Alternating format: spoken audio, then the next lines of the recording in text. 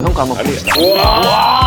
한국은 사실 부동산은 그냥 투자 상품이에요. 집을 꼭 살 필요가 없어요. 당장 안 사시면은 잠깐만 전화 왔어요. 저는 솔직히 월세 자체가 아깝다고 생각하지 않아요. 그러면 70만 원 주문해야 돼. 17억이야. 제일 저렴한 거. 이리 오너라.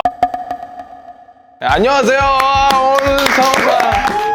드디어 20분씩 늦게 왔는데 아주 재신나네. 혹시 몇 시에요? 몇 시에요? 시계 차고 다녀야지. 나 시계 없어. 아니 몇 시에요? 지금 고장나가지고 평가 한번 봅시다. 눈부셔. 와 이거 나침판 아니야 이 정도? 독일 경제가 요즘 어렵다고 해서 얘네가 맨날 이태리 경제만 살려줄 수는 없잖아. 한 번만 좀 주세요. 손 멀리 봐. 아니, 뭐 눈으로만 봐. 눈으로만 봐. 눈으로. 아니 나보다 돈도 많이 벌고 지금 고정이 몇 개야? 고정 몇 개야? 요즘 좀 많은데 줄인이 얼마인데 나. 이거 광고 찍었어. 약 팔더라고. 약 판다고 하는데 비타민 파는 게. 약을 파는 게 아니라 아니 그래도 광고 찍었으니까 형들한테 뭐 하나 좀 사줘야 되는 거 아니야 이거? 아파트나 사주면 안 돼. 부동산 아니죠. 부동산. 부동산 요즘 근데 사기가 요즘 좀 많대. 그래서 너한테 해달라고 하는 거야. 너 사기꾼 아니잖아. 아니 나 사기꾼 아닌데 요즘 좀 조심할 필요가 있는 것 같아. 특히 전세나 이런 거 하려면은 그 사기들이 엄청 많대. 이렇게 부동산 전세 사기 이슈잖아요. 엄청 맨날 이제 뉴스에서 많이 나오니까 우리 좀 그런 얘기 좀 하려고 해요. 사실 우리 전문가 아니지만. 전세 제도 제가 알기로는 거의 한국밖에 없잖아요. 전세는 진짜 딱 한국에만 있는 것 같아. 그 한국에 처음 왔을 때 하숙 이런 것들도 있잖아. 인도 사람 입장에서는 약간 비슷하면서도 약간 말이 좀 다르잖아. 같이 누구랑 같이 이렇게 쉐어해서 사는 거잖아. 그게 뭐 비슷하게 명칭이 좀 다르잖아. 근데 확실하게 전세는 내가 이게 뭐지?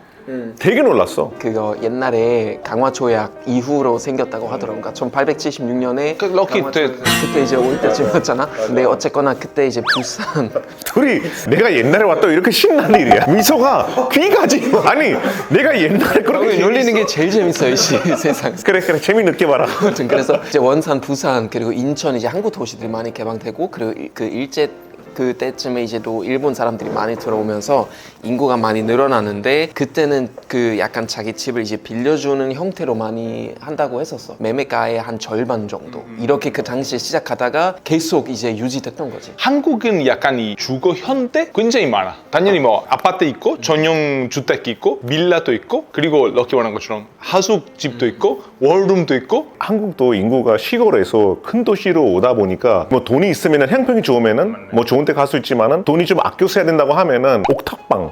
옥탑방도 있지. 옥탑방도 되게 신기하지 않아? 그러니까 어떻게 보면 항상 인구가 폭발적으로 한번 몰리게 됐을 때 다양한 형태들이 생기는 것 같아. 아마 다른 대도시 뭐 도쿄라든지 아니면 뭐 뉴욕이라든지 한국이랑 비슷할 거야. 맞아. 우리는 사실 독일이랑 이탈리아 그렇게 1,000만 명 한 도시에 사는 군대 없으니까 우리 그런 거 없고. 인도는 어때? 이번에 이 주제를 공부해서 좀 조사하다 보니까 젊은 인구가 많아지고 학교 나오고 이제 기회가 큰 도시에 있다 보니까 이제 델리 같은 경우에도 똑같이 뭐 원룸이라고 말을 안 하지만은 비슷한 형태의 거주자가 좀 많이 생기고 있어. 왜냐하면 델리가 또 사실 인도에서 상당히 비싸거든.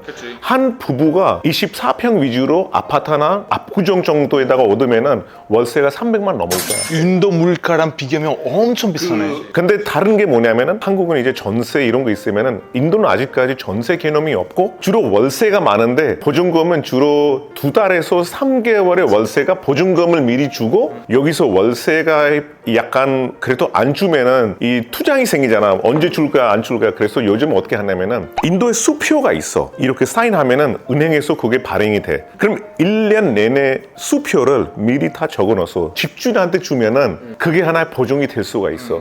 돈이 없고 내가 수표를 써줬다. 그러면 그거 바로 감옥 가야 돼. 그게 체크 바운싱이라고 하는데 옛날에 또 있었어. 유럽이나 미국 똑같아. 유럽은 똑같이 뭐 우리 영국은 매주 내고 영국은 주급이니까 매주 또 이제 월세 내는 거. 이탈리아랑 독일이 월세인데 다니엘이랑 방송하면서 그런 얘기 많이 했는데 이탈리아랑 독일이 진짜 비슷해요. 우리가 이제 월세를 내는데 독일에서 그런 임대인에 대한 그런 보호 차원에서 굉장히 법이 좀 까다로워. 한국에서는 월세를 급격히 많이 올리는 경우들이 있었잖아. 나도 옛날에 들었던 이야기가 그 서촌이었나? 뭐 아무튼 누가 살았는데 갑자기 집주인이 월세를 4배로 올린 거야. 그래서 그 사람이 도끼를 들고 그 집주인 찾아간 거야. 독일에서 이렇게 한 번에 월세를 올릴 수가 없어. 법적으로. 한국도 부동산 계약상에 1년에 맥시멈 올릴 수 있는 퍼센트 미리 정한 게 있어. 최근에 법이 바뀌었어요. 맞아. 그러면 법적으로 정할 필요가 있다고 나는 봐. 그래서 독일에서는 그 15%인 걸로 알고 있는데 그리고 이런 거 있어요. 우리는 입주자 들어가는 사람에 대한 보호체도 너무 잘 돼 있어서 집주인이 누가 들어오게 하기 전에 과정이 엄청 까다로워요. 맞아. 왜냐 우리 약간 들어온 후에 이 권리 많고 잘 챙겨줘야 될 거 많아서 잘 맞아야 우리가 들어오게 하겠다 이런 거고 그리고 우리 보증금이 이렇게 월세 2달러치예요. 좋다. 그게 비슷하네. 월세 10만 원이면 들어갈 때 100만 원 내고 끝. 그리고 매달 월세만 내면 되는데 보증금이 별로 없잖아요. 그러니까 서로 믿음이 있어야 되고 서로 신뢰 있어야 되고 이 100만 원 보증금이 잘 돌려받아? 독일에서나 이태리에서? 우리는 보통 그것도 다 조건들이 있어요. 아, 95% 돌려준다고 봐야 되고 아 진짜? 언제 돌려줄 필요가 없는지 쫙 조건들이 있어요. 예를 들어서 뭐 집을 이거 훼손을 냈다 아니면 몇 개월 이상 월세는 안 냈다 뭐 등등등 그런 조건들이 있어요. 이거 인도에서 진짜 조심해야 돼. 이제 한국 분들도 인도 많이 가잖아, 학생분들. 2달 보증금은 처음에 부담스럽다고 생각 안 할 수도 있겠지만은 뭐 50만 원, 뭐 100만이잖아 사실. 돌려받기가 상당히 어려워. 왜냐면 아까 말한 조건들 있잖아. 나중에 나갈 때 집주인이 우리 뭐 선풍기가 조금 삐뚤어졌다, 물 하수 수도꼭지가 조금 깨졌다. 희한한 것들은 다 이렇게 드립을 한다니까. 옛날에 우리도 그랬었는데 그래서 요즘 다 아니다 이렇게. 그래서 아이디어는 집에 들어갈 때 이제는 모든 거 사진 찍어 놓고서 저장해 놓은 거. 나는 올 때부터 사진 찍고 그거 인쇄해서 집주인한테 미리 사인 받아 놓은 게. 렌트카랑 비슷하지. 나는 받을 우리- 때 다 사실. 나는 우리 식당 있잖아, 여기 서울에 있는 식당에 들어갔을 때 그렇게 했어.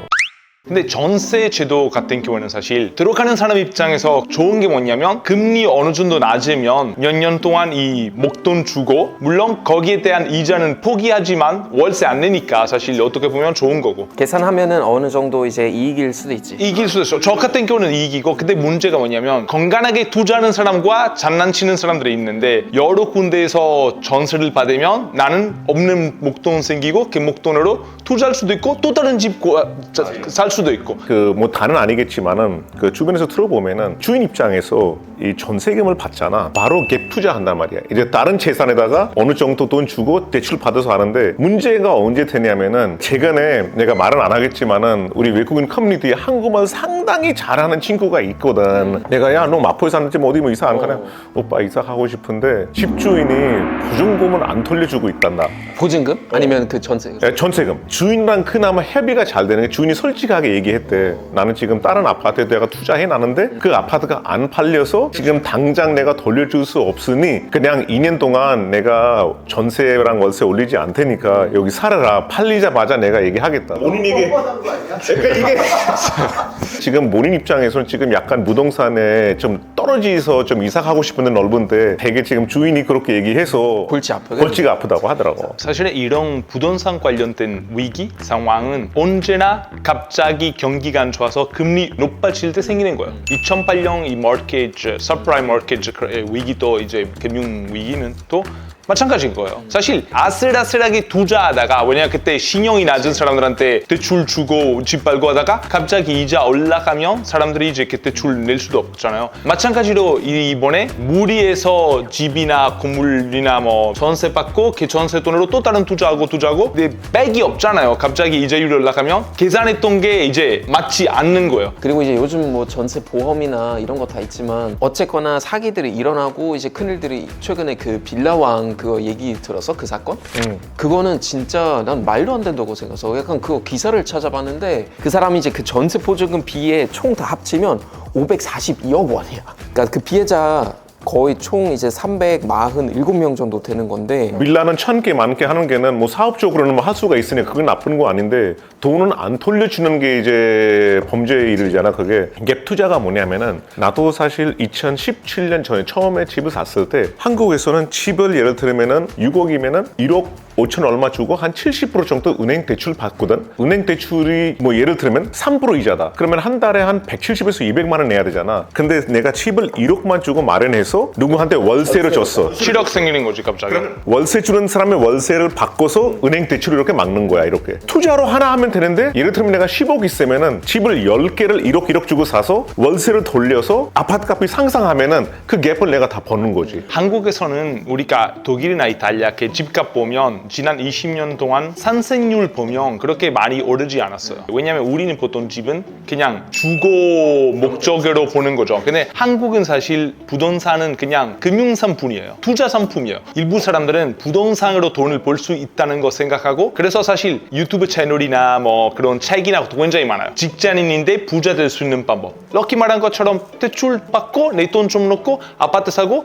옛날에 1억이었던 아파트 1년 지나면 갑자기 2억이 되고 3억이 되고 그러는 거니까 근데 이거는 사실 나는 전문가 아니라서 위험한 투자라고 말을 하고 싶지 않지만 아예 돈이 없는 상태로 이런 투자하면 갑자기 경기 안 좋거나 집값 떨어지거나 금리 오르면 굉장히 어려운 게 위험한 투자죠. 사람 나라별로 꿈이 있잖아. 내가 돈 벌어서 뭘 해야 될지 결혼해야 될지. 인도 사람들은 아직까지는 집부터 마련하는 게 최고 우선순위야 이게. 근데 한국에 왔을 때는 집에 대한 그게 없어서 내가 잘못 볼 수도 있지만은 근데 2015년 16년쯤에 이 주택 대출이 보다 보니까 그때 진짜 잘하면 2%에 이렇게 대출 받을 수가 있어서 그 젊은 사람들 그거가 잘 모르고 돈 있는 사람들은 그거를 알아내고서 결론은 투자를 많이 해서 지금 이 언밸런스가 되는 거야. 그러니까 지금 또 이 얘기 왜 하냐면은 내가 어떤 기자를 봤는데 신문에서 한국에 22,000개 부동산권은 200개 가족이 갖고 있다는 거야.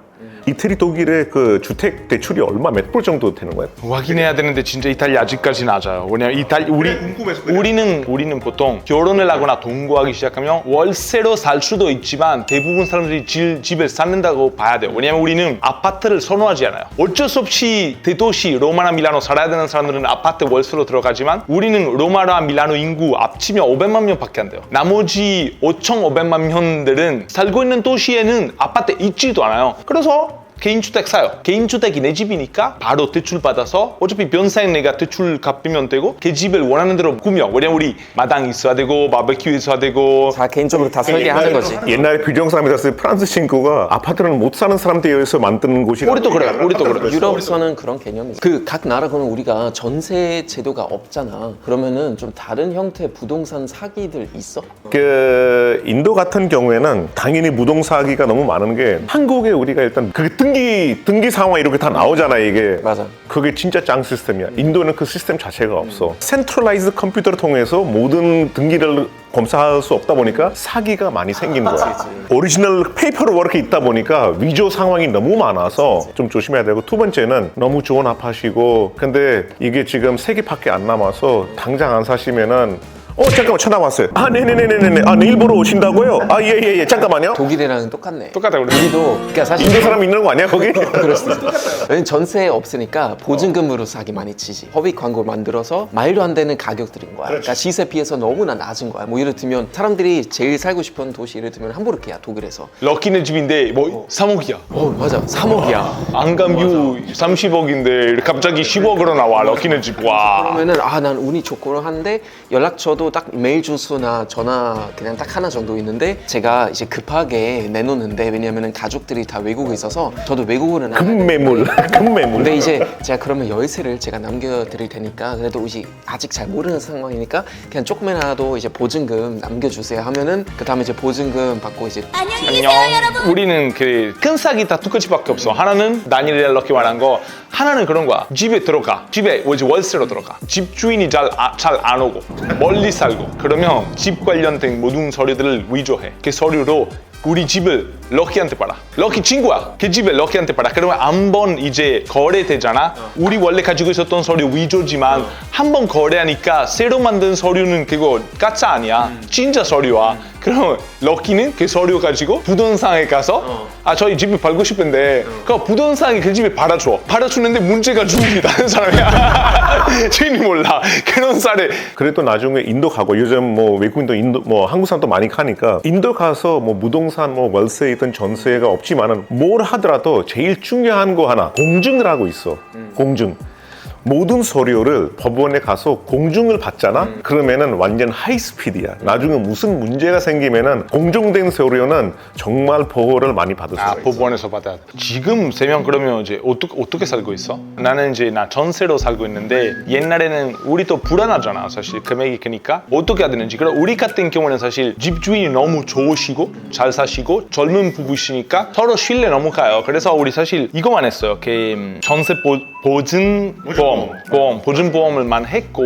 그것도 하고 아마 100% 와이프분이 하셨을 거야. 주민센터에 가서 그거를 등록해야 돼. 부동산 등록이라고 있어. 그러면 완전 100% 그거를 보증받을 수. 한국 사람들이 전세 들었을 때는 그 사람들이 이제 월세가 아까워서 그 돈을 내는 것 자체가 아까워서 전세가 더 낫다고 생각하는데 저는 솔직히 어쨌거나 그런 사기 사건들이 있으니까 게다가 외국인이고 조금 불안한 건 있으니까 나는 월세 자체가 아깝다고 생각하지 않아. 왜냐? 나는 다른 사람의 그 공간을 사용하기 때문에 당연히 그거에 대한 그런 돈을 내는데 내가 얼마 전에 그 넷플릭스에 그 다큐 하나 봤어. How to get rich. 부자 되는 방법에 대한 그 미국 코치가 있어. 사람들은 내가 집을 마련해야 부자 된다라는 그 느낌이 오잖아. 근데 그분이 이런 얘기 하더라고. 집을 꼭 살 필요가 없어요. 월세로 사는 게 추천하다고 하더라고요. 부자 되려면. 월세 내고 집에 사는 거는 그 집의 미니멈 코스트야.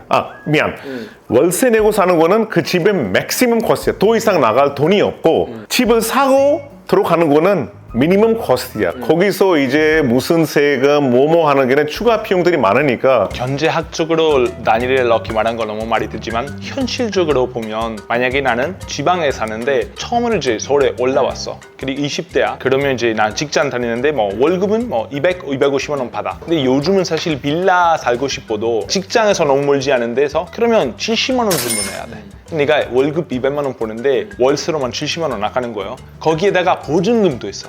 보증금 결론 몇천만 원 줘야 돼. 서울에서는 사실 월 100만 원으로 살기가 그렇게 쉽지 않아. 아니면 이 사람들은 시내 말고 멀리 가서 이제 살아야 되는데 근데 마찬가지로 월세 그래도 30, 40만 원 나와. 그리고 거기 출퇴근하려고 1시간 반. 사실 그런 사람들한테 제일 좋은 방법이 뭐냐면 어차피 직장 있고 하니까 전세 훨씬 좋아요. 대출 받고 그걸로 전세 내고 그 걱정이 없어. 대출만 내면 이자 내면 되고 그런데 진실 80만 원 안 되니까 이거 직장인 입장에서 훨씬 좋아요. 그러나 내가 버는 돈을 조금 더 하고 조금씩 더 이렇게 목도 만들고 이게 그래서 사실 서울 같은 도시에서 어쩔 수 없이 전세로 살할 수밖에 없는 사람이 너무 많아.